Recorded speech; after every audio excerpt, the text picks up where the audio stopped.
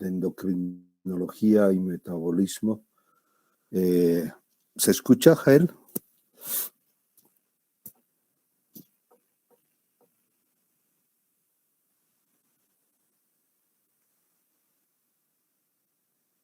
No sé, alguien que me diga si se escucha.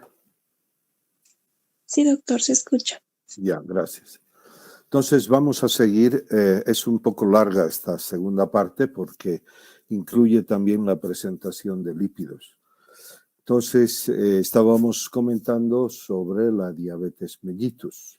Sabemos que diabetes quiere decir irse por la orina y mellitus es dulce. Entonces en el año 1921-22 es cuando Banting y Best descubren la utilidad de la insulina para el control de la diabetes en los pacientes que morían desecados, o sea, se iban por la orina y se secaban prácticamente antes de morir. Y entonces fue cuando se acuñó el nombre para indicar de que era una enfermedad en la cual el cuerpo se fundía a través de la orina. Y bueno, esto era caracterizado por la presencia de una hiperglucemia asociada a alteraciones del metabolismo graso, proteína y también del ácido úrico. Y que posteriormente se fue viendo que intervenían factores genéticos y también ambientales. Hoy día, sobre todo, se reconoce que la diabetes tipo 2, que antes se creía que era solo de los adultos, actualmente también se reconoce en los niños y están los niños obesos que tienen estos problemas. Se reconoce además que la causa o el último defecto es la secreción, o sea, falta de cantidad de insulina o la actividad. Hay un rechazo a la acción a la insulina, lo que se llama insulinoresistencia. Y que a la larga, ¿por qué nos ocupamos de controlar esta hiperglucemia? Y es básicamente por dos factores. Uno, porque el paciente se puede ir a través de la orina, porque por encima de 180 miligramos de glucemia en la sangre se empieza a filtrar el azúcar y se empieza a echar.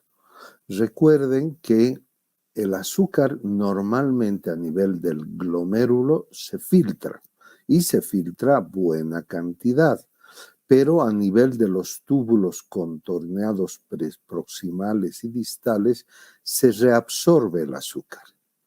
Y entonces cuando los niveles de glucemia en sangre no superan los 180 miligramos, el azúcar se reabsorbe en su totalidad. Cuando se supera este nivel de sangre de 180 en la sangre, entonces ya el riñón ya no reabsorbe todo, sino que deja escapar glucosa por la orina y es lo que se llaman las glucosurias. Un defecto entonces es el hecho de que las hiperglucemias lo que hacen es que el riñón ya no pueda reabsorber la glucosa en el riñón y entonces deja filtrar. Y esto conlleva, para poder botar, eliminar esa cantidad de glucosa, es que el cuerpo echa mano de sus líquidos corporales para diluir precisamente esa cantidad de glucosa. Y entonces no solo arrastra líquidos, sino arrastra proteínas, minerales, vitaminas, etc. Y el paciente se va quedando pues sin líquido y se va desecando. Entonces, para evitar eso es que el cuerpo evita en lo máximo el tener demasiada azúcar en sangre, glucosa en sangre. Y la otra causa es de que esta elevación de los niveles de glucosa en la sangre dañan al sistema vascular y dañan al sistema neurológico.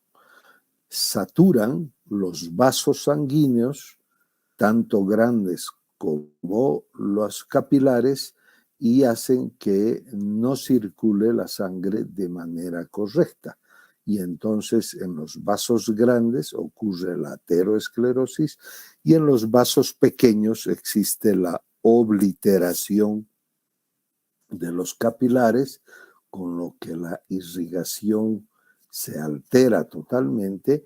Y por otro lado existe una alteración bioquímica del ciclo de las pentosas que daña las neuronas, las raíces, o sea, todas las prolongaciones nerviosas, y hace que el sistema de señalización del sistema nervioso se altere. Entonces, estas complicaciones vasculares que se llaman son específicas o microangiopáticas de capilares finos, como ocurre en la retinopatía diabética, en la nefropatía y en la neuropatía diabética, o son de vasos más grandes, donde ocurre la macroangiopatía diabética, donde la ateroesclerosis se deposita, estas placas, a nivel del sistema, o sea, de las arterias grandes, y ataca fundamentalmente el sistema cardíaco o cardiovascular y el sistema cerebral, de la irrigación cerebral, dando pues los infartos cardíacos o los infartos cerebrales.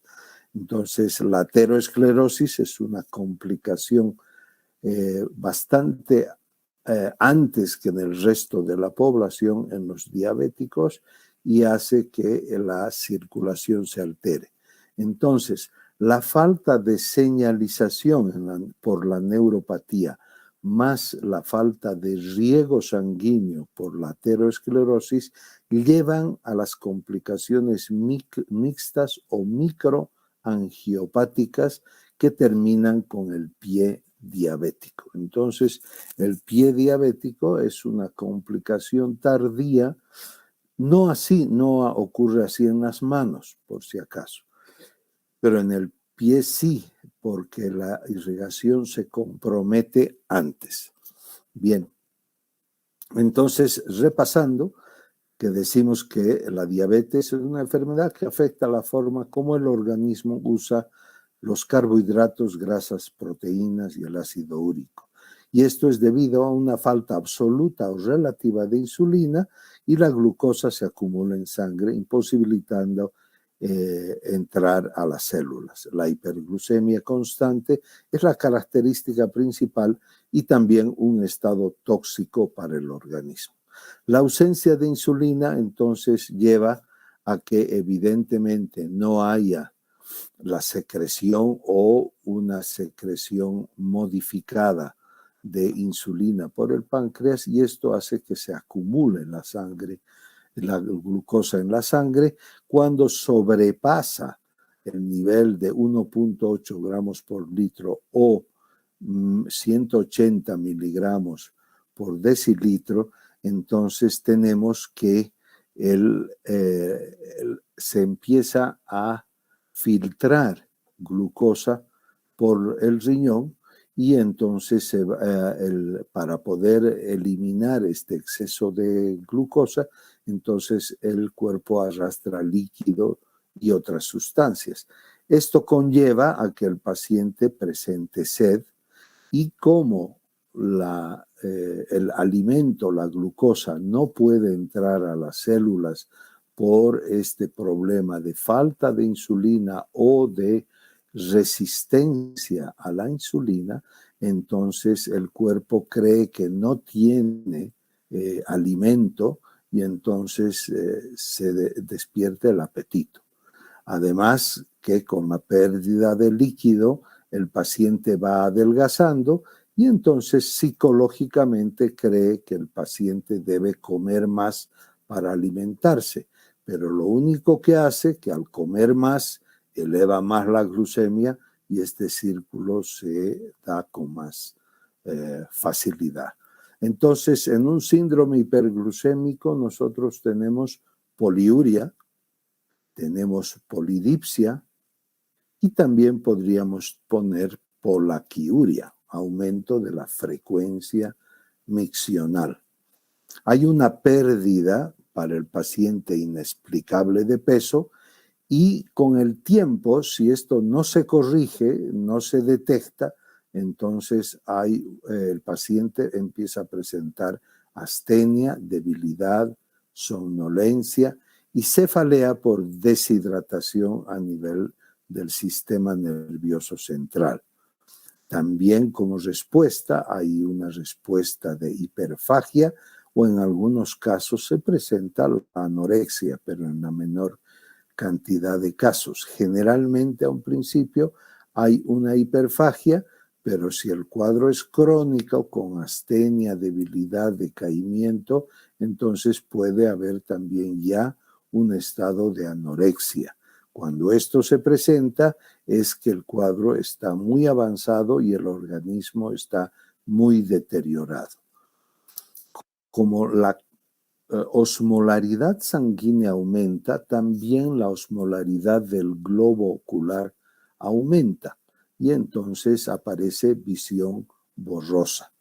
Y con el tiempo, si esto prosigue y no tiene un control, entonces empieza la alteración de la conciencia, llegando a lo que antes se veía, ahora ya casi no, era alteración de la conciencia o lo que se llevaba a lo que es el coma diabético, ¿no? Entonces, con el tiempo y el mal control, el diabético puede llegar a ser puede llegar a un estado de coma.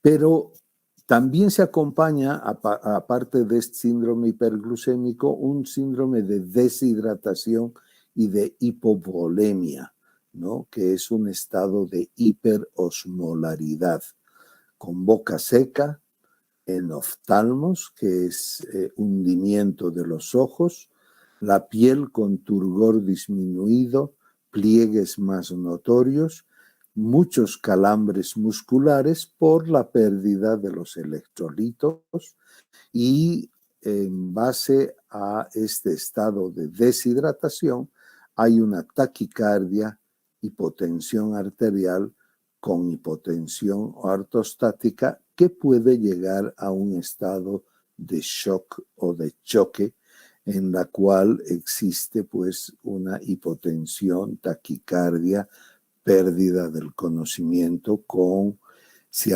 y algo que distingue en este caso que en el estado de shock, que normalmente hay anuria o falta de eliminación de orina, en este caso el paciente sigue orinando por el estado de hiperglucemia, ¿no? Existe uno de las complicaciones crónicas que les habíamos mencionado, el síndrome hiperglucémico cetoacidótico. Entonces hay que diferenciar entre lo que es el síndrome hiperglucémico cetoacidótico del síndrome hiperglucémico hiperosmolar. En el síndrome cetoacidótico ocurre cuando falta insulina. Ocurre generalmente en los diabéticos tipo 1 y también puede ocurrir en los estados últimos en los cuales existe en los diabéticos tipo 2, donde hay un mecanismo de resistencia a la insulina que cuando ese estado avanza de hiperosmolaridad, lo que ocurre, hay un estado de glucotoxicidad en la cual el páncreas deja de funcionar y deja de soltar insulina. Y por lo tanto, ante la falta de insulina, se produce una cetoacidosis. La sintomatología de la cetoacidosis es un aliento cetónico con olor a manzana, es un aliento con olor a manzana. Hay la respiración de Kussmaul. Recuerden ustedes que hay distintos tipos de respiración, ustedes han llevado aquello. Hay la de Shine-Stokes, que alterna con periodos de falta de respiración o de anoxia, y la respiración de Kussmaul es una respiración profunda, continua, ¿no? Y jadeante. Esta respiración de Kussmaul es típica de la cetoacidosis. También existen náuseas, vómitos, atonía gástrica, dolor de abdomen y opresión a nivel del tórax. También puede coexistir un enrojecimiento de cara, pómulos, labios y orejas. Otra de las complicaciones es la hipoglucemia. La hipoglucemia es y permanece como la causa iatrogénica más común y seria en los diabéticos cuando la glucemia baja de 60 miligramos por decilitro. La hipoglucemia entonces es el bajón, y dice causa iatrogénica porque generalmente es porque el médico ha sobredosificado insulina o ha sobredosificado medicamentos hipoglucemiantes, o el paciente ha tomado una sobredosis. Entonces, la hipoglucemia es dentro de las complicaciones agudas de la diabetes, es una complicación que aparece pues en el plazo de una hora, media hora. No así las complicaciones hiperglucémicas, son aquellas que aparecen después de varias semanas de estar sin atención médica o sin tratamiento médico adecuado, y van instalándose de manera progresiva. En cambio, la hipoglucemia es de aparición rápida. Entre los síntomas autonómicos tenemos la sudoración fría y pegajosa. Hay una diaforesis. Es importante que cuando ustedes tengan una persona que puede estar en coma y que es diabética, lo primero que hacer es tocarle la piel.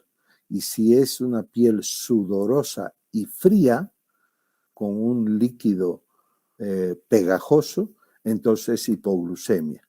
Porque si es piel relativamente caliente y puede estar generalmente algo húmeda, pero no tanto, y entonces no será una hipoglucemia. Hay una palidez, hay palpitaciones y hay temblor de las extremidades. El paciente siempre empieza, cuando se le empieza a bajar el azúcar, tiene un estado de ansiedad y aprehensión. Quiere decir, es un estado en el cual cree que le va a suceder algo, ¿no? Es un estado de aprehensión, hay un estado de nerviosismo. Los síntomas neuroglucopénicos, quiere decir de falta de glucosa a nivel de las neuronas. Entonces hay síntomas globales como cefalea, hambre, debilidad, vértigo, dificultad para pensar, confusión, conducta anormal, se vuelven muy agresivos, conducta beligerante, son irritantes, o sea, se irritan con facilidad y pueden llegar a la somnolencia, a las convulsiones y al coma. Y vemos que también hay síntomas focales como visión borrosa o diplopía, parestesias, disartria o dificultad para hablar, la presencia de acúfenos o hasta estados de hemiplegia. Entonces vemos que las complicaciones comunes con la diabetes tipo 1 y 2 repasamos como enfermedades crónicas, que son la retinopatía diabética, la nefropatía diabética, la neuropatía diabética y la aterosclerosis. Entonces, la retinopatía diabética dividida en dos, en simple y proliferativa. La simple es con la presencia en la retina de microaneurismas, hemorragias y exudados, y proliferativa con la formación de neovasos en la retina que se dirigen hacia adelante y luego posteriormente es la causa para que esos vasos jalen la retina y se produce la ceguera, ¿no? Por desprendimiento de retina. La nefropatía diabética da primero un síndrome nefrótico, que ustedes ya han visto que es, y que llega a la insuficiencia renal crónica. Y la neuropatía diabética afecta a pares craneales del 1 al 12 o afecta al sistema sensitivo, motor, y también al sistema visceral autonómico, que es cuando el corazón, por ejemplo, queda en una frecuencia cardíaca estable, o sea, estable o fija, vamos a decir, frecuencia cardíaca fija, a pesar de que corra o no corra, tenga hipoglucemia, tenga hiperglucemia, etc., igual la frecuencia cardíaca no se modifica. Otra de las manifestaciones son pacientes que tienen diarreas o que tienen estreñimiento alternativo, ¿no? Y la otra complicación de las macroangiopatías, entonces, es la aterosclerosis. ¿Cuál es la mejor prueba de tamizaje para poder encontrar y poder detectar, que es lo que a ustedes les interesa como médicos generales? Y es la determinación de la glucemia en ayunas, que es la prueba más sencilla para ir en busca de una diabetes digamos, de manera pronta. También la determinación de la hemoglobina A1C.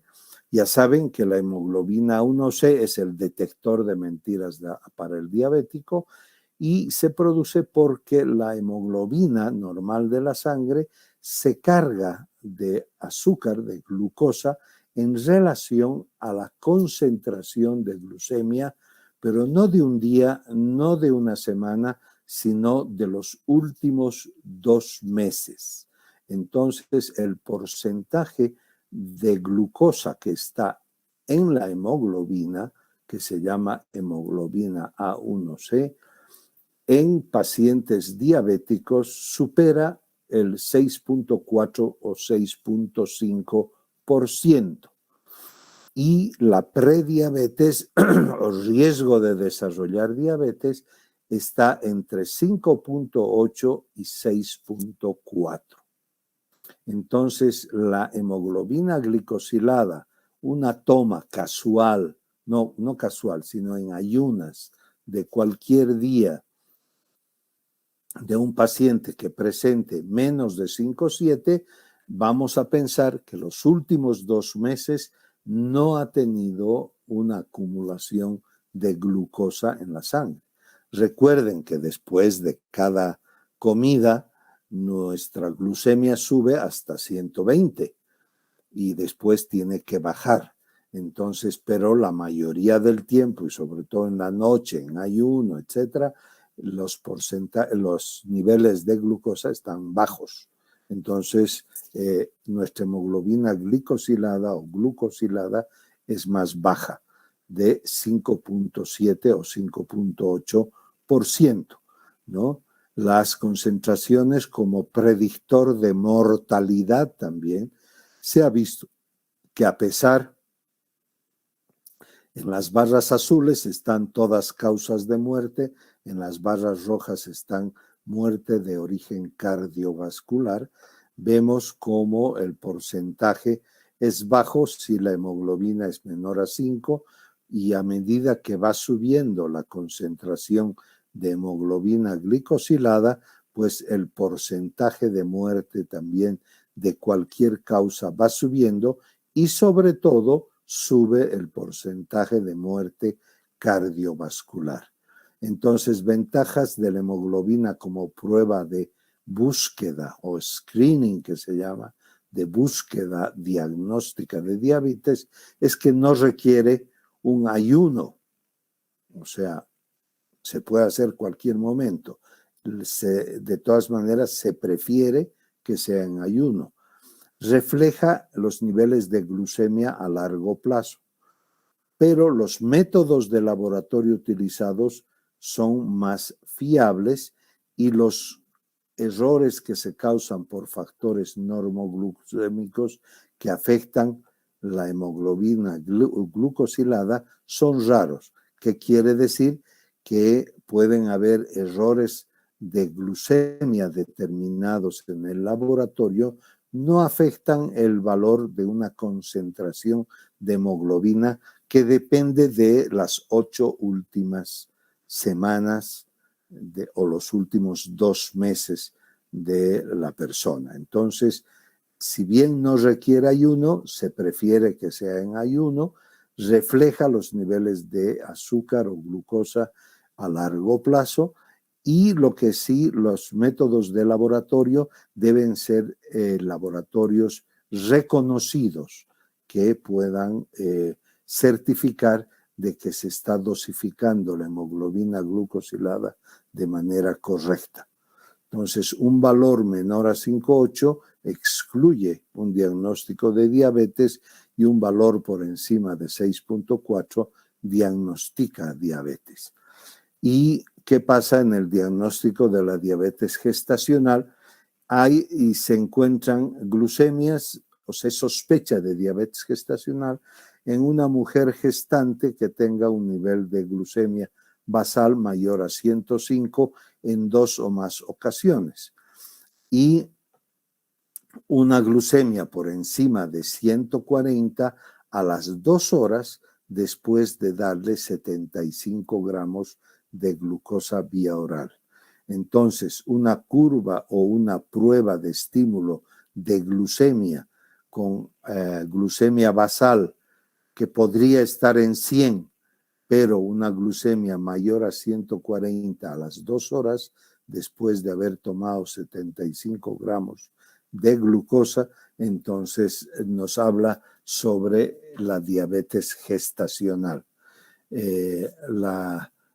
Se sospecha ya de diabetes gestacional con glucemias por encima en ayunas basal de 92 y la administración de 75 gramos de glucosa, entonces debemos nosotros realizar. Si es a la hora, la determinación y el diagnóstico es cuando sube de 180 y es a las 2 horas por encima de 140 o algunos autores como la diabetes americana dice por encima de 153. Nosotros aceptamos entonces como de 145, ¿no?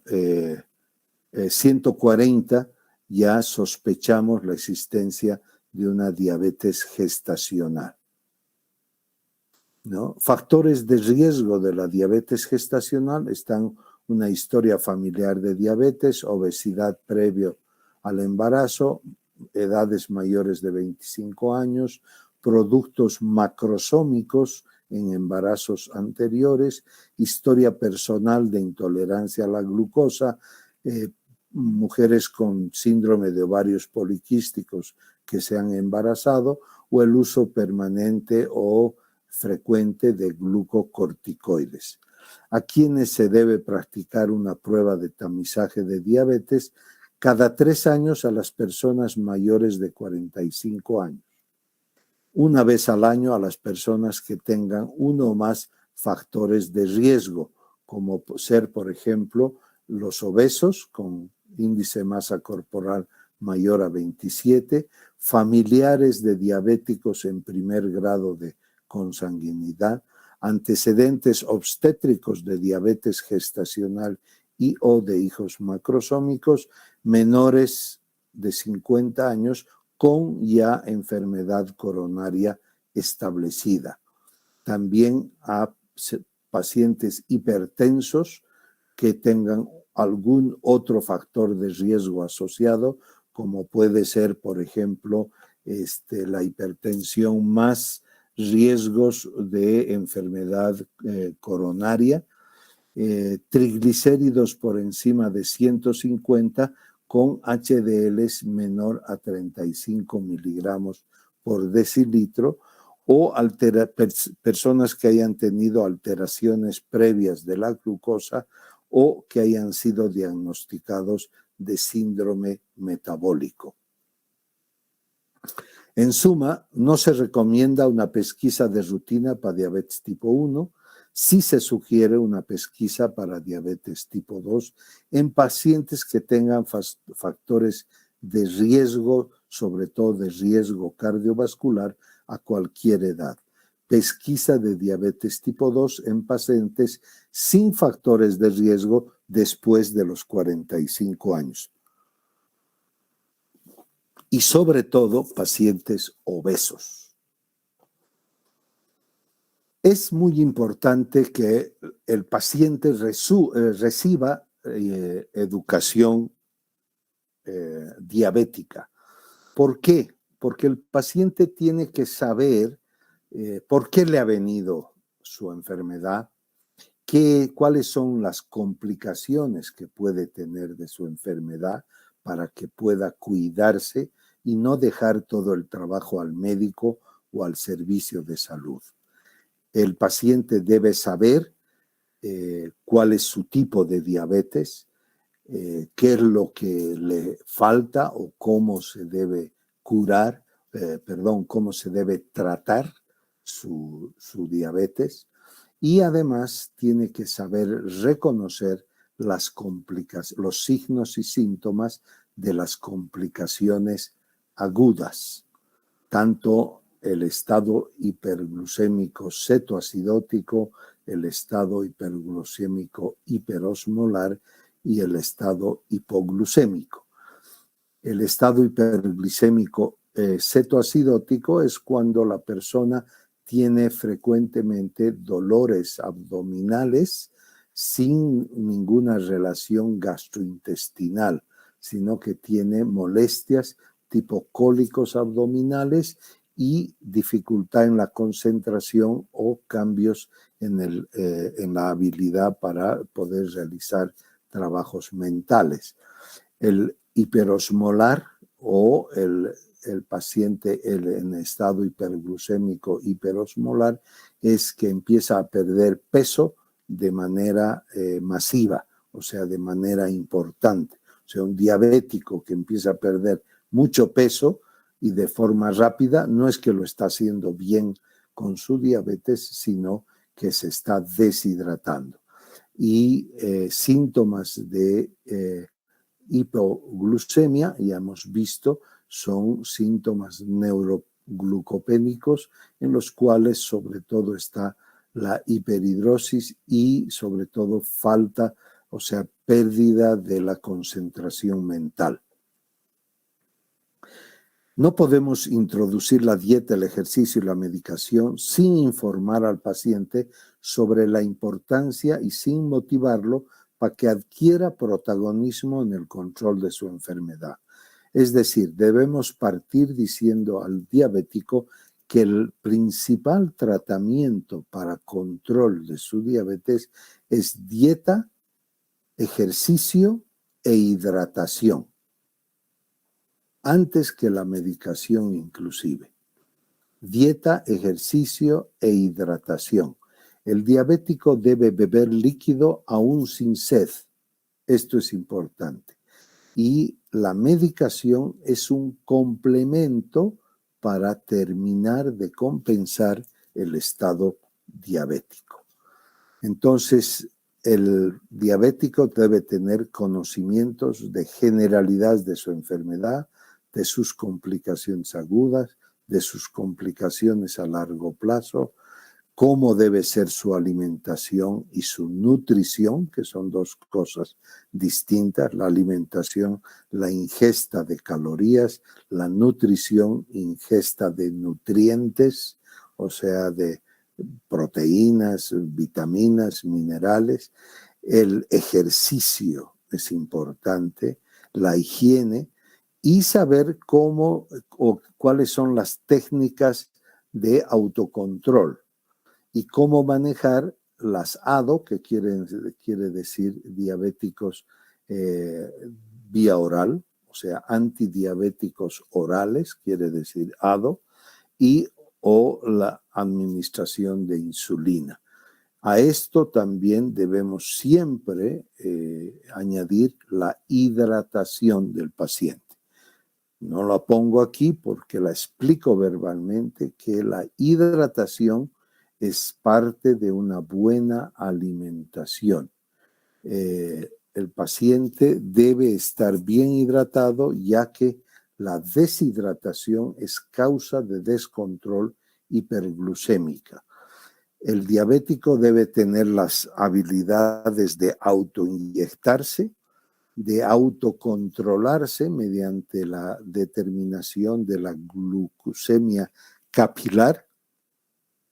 En el momento ya existen aparatitos o sensores de glucemia en los cuales se aplica a la piel estos sensores y mediante un lector de sensor se pasa el lector sobre el sensor y se lee los niveles de glucemia.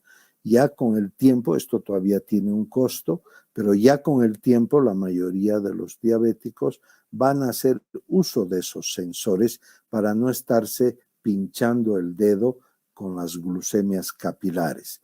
Hoy por hoy estamos utilizando ambos métodos y realmente en los diabéticos tipo 1 es sumamente útil porque detecta las hipoglucemias de manera temprana.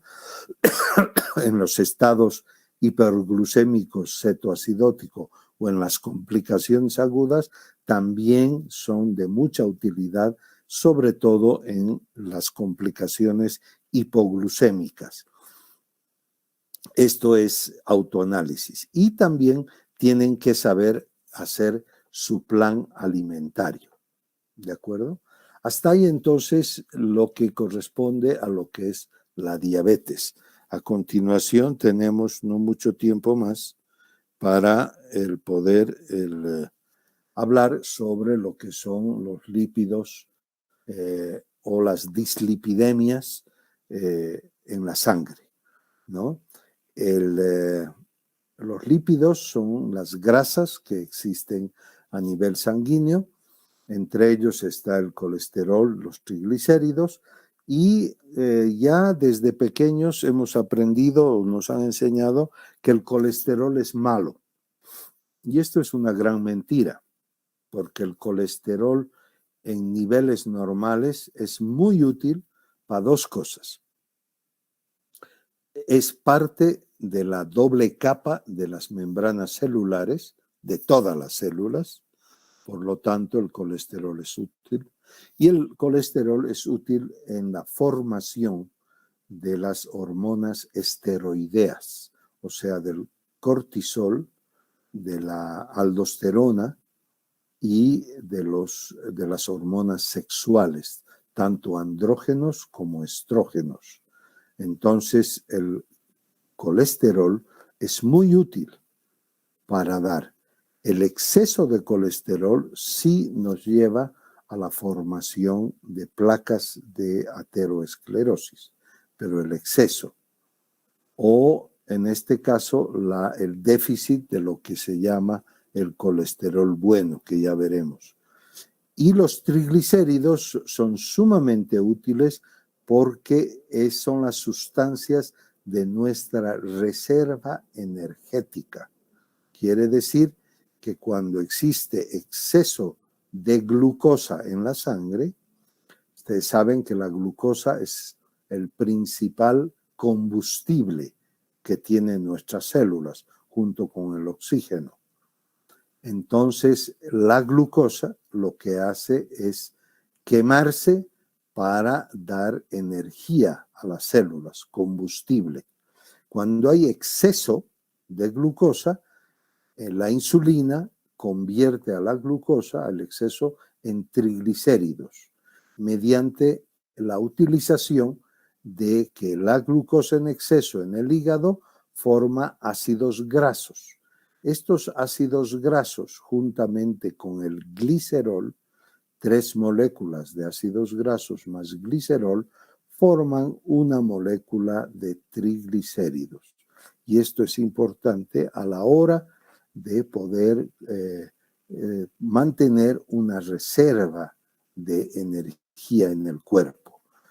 Si bien la energía inicial sale del hígado para alimentar de glucosa a nuestra circulación, pues los triglicéridos se depositan debajo de la piel. Es el tejido subcutáneo. Porque otro tipo de grasa es la grasa abdominal.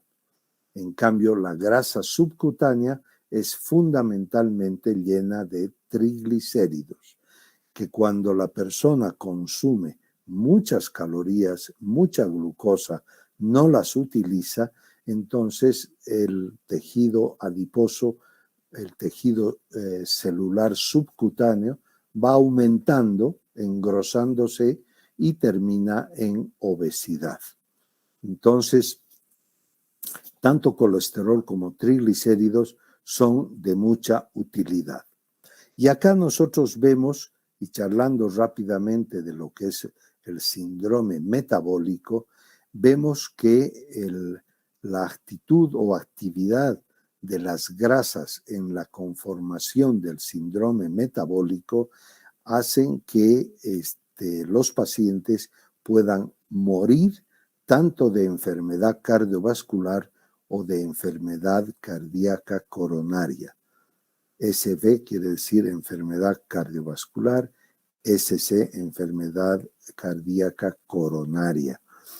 Y el síndrome metabólico tiene 5 componentes. Entre los 5 componentes está el exceso de triglicéridos, la disminución de las HDLs o lipoproteínas de alta densidad, que ya veremos.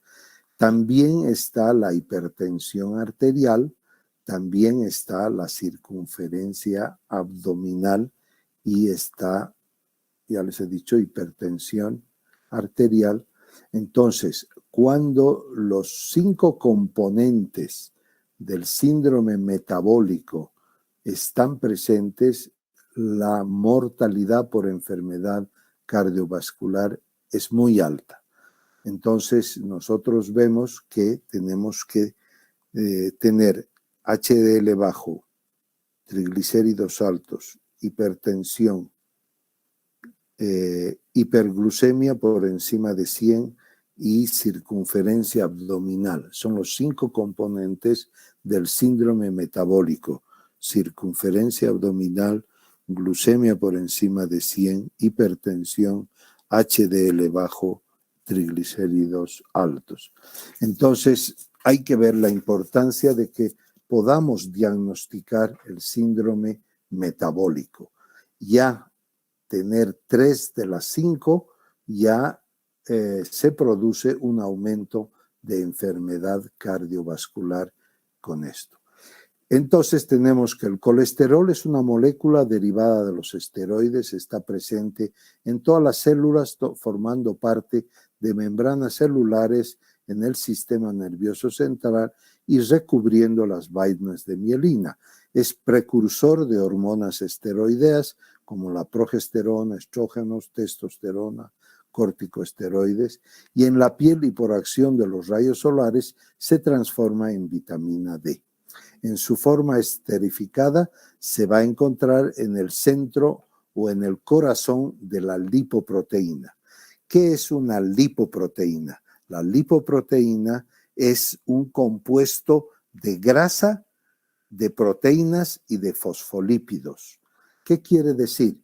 Que el colesterol, al ser grasa, y los triglicéridos también, no pueden viajar libres en la sangre porque grasa en líquido no contiene, o sea, no se diluye, pero para que pueda viajar la grasa en la sangre, tiene que formarse una lipoproteína, que es la unión de colesterol, de triglicéridos, de apoproteínas, que son proteínas específicas, y de fosfolípidos, que son lo que le dan la energía a la lipoproteína. Entonces, en su forma esterificada, dice el colesterol, está en el centro o corazón de la lipoproteína, y el colesterol no esterificado lo vamos a encontrar en una capa más superficial junto a los fosfolípidos. Los triglicéridos, la mayor parte de la grasa ingerida, se halla en forma de triglicéridos que en la luz intestinal son hidrolizados a ácidos grasos y glicerol. Se absorbe y luego pasan a circulación. Los ácidos grasos de cadena menor a 12 átomos de carbono circulan en la sangre unidos a la albúmina, o sea, de manera independiente de las lipoproteínas. Y los ácidos grasos de cadena larga son esterificados rápidamente y convertidos en triglicéridos, y se los transporta dentro de las lipoproteínas en el núcleo o core junto al colesterol. Este es una imagen de una lipoproteína donde tenemos el core junto con colesterol y triglicéridos esterificados, y en la capa superficial están fosfolípidos, apoproteínas. ¿Y qué son las apoproteínas? Son unas proteínas que al estar en la superficie le dan la especificidad de su función a cada lipoproteína, ¿no? Entonces, tenemos que en el corazón están triglicéridos, colesterol esterificado, en la superficie el colesterol libre, porque se intercambian, y fosfolípidos, sobre todo, y las apoproteínas. Entonces, las lipoproteínas compuestas de apoproteínas, de colesterol, de triglicéridos y de fosfolípidos. Los fosfolípidos es la energía que requiere la lipoproteína para funcionar. Los fosfolípidos se encuentran más superficialmente formando una monocapa lipídica, poseen una parte hidrófoba hacia adentro y una hidrófila hacia afuera.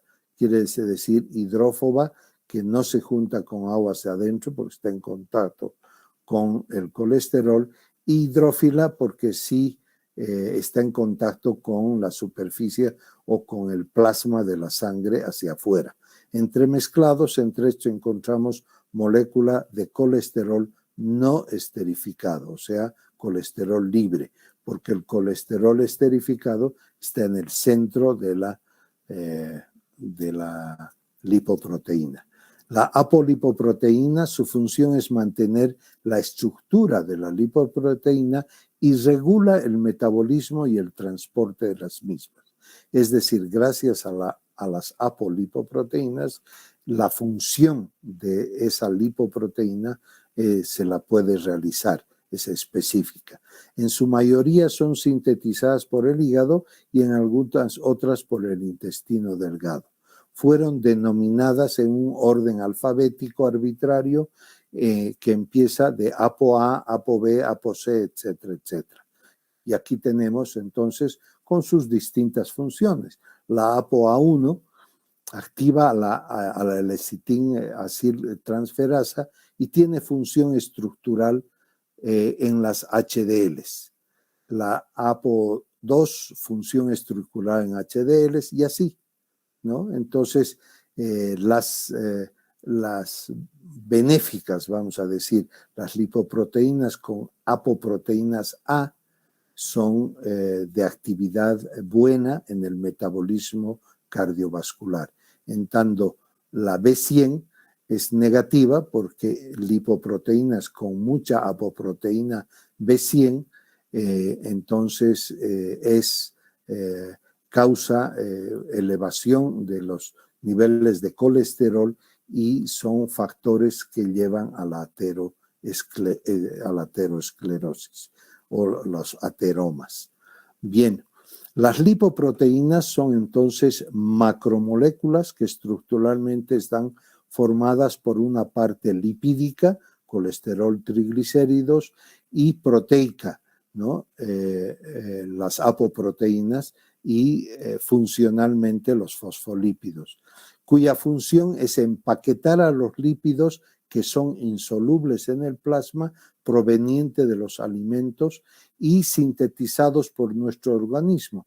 O sea, tenemos lipoproteínas que son de origen o formadas después de la alimentación, que son los exógenos, y los endógenos, lipoproteínas sintetizadas a nivel del hígado, y se los transporta desde el intestino y el hígado a los tejidos periféricos.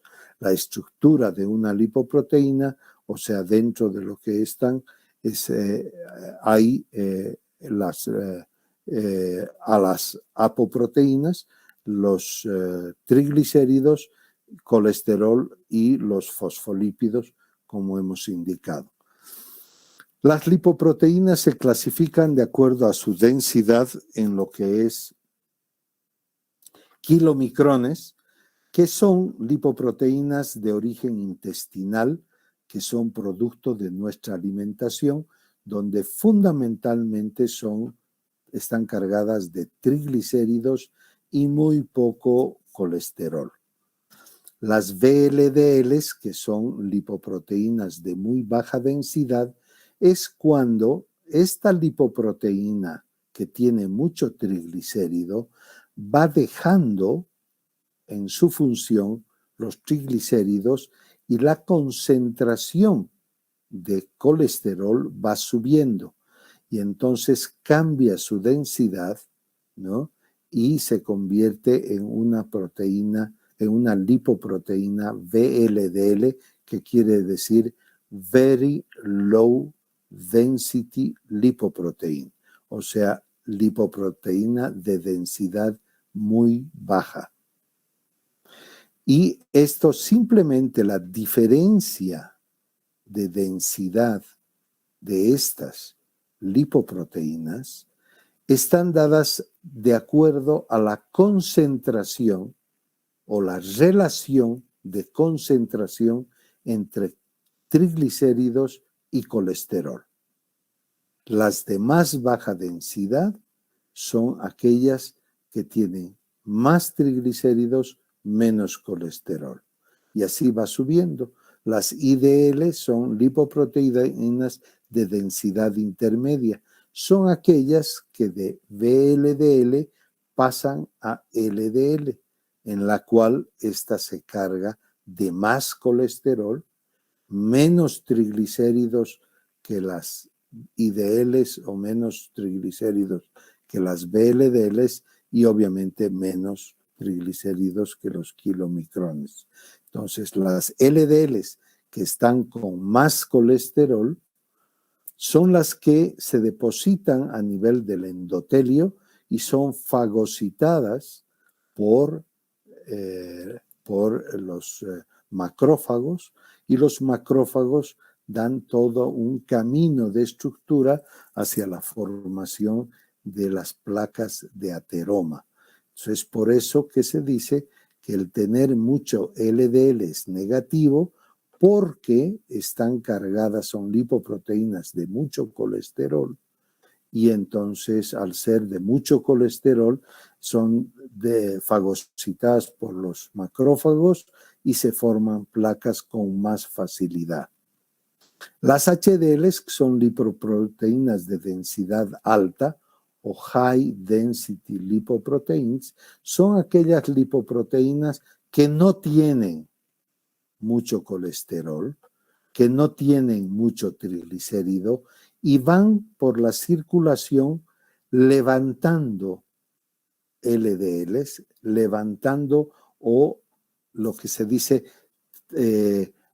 cargando de colesterol, quitando colesterol a las LDLs y cargándose de colesterol para luego llevar ese colesterol al hígado. Entonces, si bien se conoce como colesterol malo las LDLs, porque son las fagocitadas y las que terminan en placas de aterosis, de aterosclerosis, las HDL son aquellas que se encargan, son como los carros basureros que van circulando por la sangre y levantando las LDLs que están apoyadas en el endotelio vascular a la espera de ser fagocitadas por los macrófagos. Entonces son los scavengers o son carros basureros que se encargan de limpiar de LDLs en el endotelio vascular, ¿no? Entonces, esta es una clasificación por la densidad. Antes se clasificaba las lipoproteínas por su factor electroforético, y entonces en una electroforesis de lipoproteínas se tenían las bandas de ondas alfa, beta, prebeta, beta 1, beta 2, etc., que ya no se utiliza aquello y se utiliza solamente la clasificación por densidad de las lipoproteínas, ¿no? Entonces, ya hemos hablado sobre la estructura de la lipoproteína, ¿no? Hemos dicho que los kilomicrones encontramos una mayor proporción de triglicéridos y relativamente baja de fosfolípidos y colesterol. Su principal componente es la B48 y transporta grasa proveniente del intestino al hígado. Las VLDL están encargadas de transportar los triglicéridos del hígado a los tejidos periféricos y depositarlos. Entonces, si tenemos muchas VLDLs, decimos que el hígado está produciendo mucho triglicérido. Si tenemos muchos kilomicrones, decimos que se está absorbiendo o la persona está consumiendo demasiadas grasas o los ácidos grasos que provienen del intestino, se los tiene como kilomicrones. Pero VLDLs son sustancias con mucho triglicérido proveniente del hígado. Las LDLs son lipoproteínas de baja densidad encargadas de transportar el 75% del colesterol por todo el organismo. Pueden depositarse en paredes arteriales, dando lugar a un proceso llamado de oxidación, causado por una molécula inestable llamada radical libres de oxígeno, o ROS. La forma oxidada resultante de las LDLs hace que los glóbulos blancos macrófagos del sistema inmunológico se agrupen allí formando una sustancia grasa llamada ateroma, que causa inflamación y daños al endotelio. A medida que el proceso continúa, las paredes arteriales se van estrechando paulatinamente, reduciendo así el flujo sanguíneo y dando lugar a la aterosclerosis o endurecimiento de las arterias. Cuando tiene lugar una obstrucción, ya sea por aumento gradual del ateroma o la formación mucho más rápida de un coágulo, se produce el infarto tanto de miocardio como el infarto cerebral. Y las HDL son lipoproteínas de alta densidad que sirven para remover el colesterol de las paredes de las arterias y devolverlo al hígado. Niveles altos de HDL superiores a 45 miligramos por decilitro se considera que protegen las arterias del peligroso estrechamiento y así contribuyen a prevenir ataques cardíacos. En el estudio, niveles de HDL por debajo 35 fueron estrechamente predictivos de muerte por enfermedad arterial coronaria. Entonces, tener valores de HDL bajos, como mencionábamos en el síndrome metabólico, con triglicéridos altos, lleva entonces a mayor enfermedad cardiovascular. Por eso las HDL deben ser medidas de manera constante en el cuerpo de las personas mayores de 45 años para evitar enfermedad cardiovascular. Los cardiólogos prefieren manejarse con las LDLs y colesterol total. Los endocrinólogos manejamos más el síndrome metabólico mediante la determinación de triglicéridos y de los niveles de HDL. Muy bien. Perdón, 2 minutitos. Estoy dando clases, perdón. Entonces, la clasificación de características de las lipoproteínas son el kilomicrón, VLDL, IDLs, LDLs, HDLs y las lipo-A. Estas entonces están sus características. Esto es para que lo puedan leer con calma, ¿no?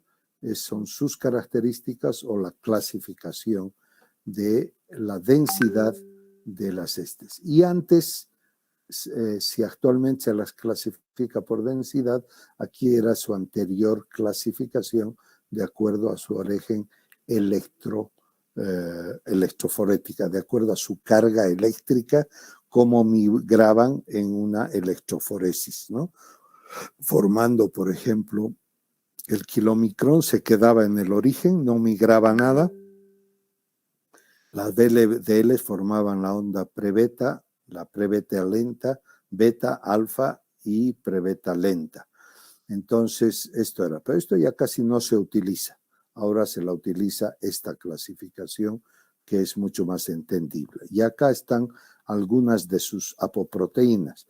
Esto no es completo porque cada año se van diagnosticando o estableciendo más apoproteínas que son específicas de cada una de las lipoproteínas. Y para terminar, vamos a ver la clasificación de las hiperlipoproteinemias, es decir, cuando hay muchas lipoproteínas o lipoproteínas en exceso, ¿no? Tenemos lo que se llama la tipo 1 o la hiperkilomicronemia. Sus características y están cargadas de mucho triglicérido, quiere decir, hay mucho kilomicrón. La 2A, que se llama la hiperbeta lipoproteinemia, donde tiene un colesterol elevado con triglicéridos normales, fundamentalmente mucha LDL. La 2B o hiperbeta con hiperprebeta lipoproteinemia tiene aumento de colesterol y discreto aumento de triglicéridos. Generalmente están cargadas de LDLs y de VLDLs.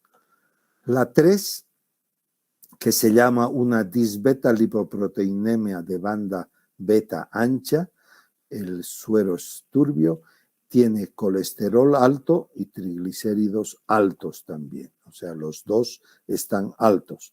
Y esta es una forma genética de presentación que es bastante rara, porque aquí tiene que haber una falla de una enzima que convierte la VLDL en LDL y se forma mucho IDLs, o sea, intermedias.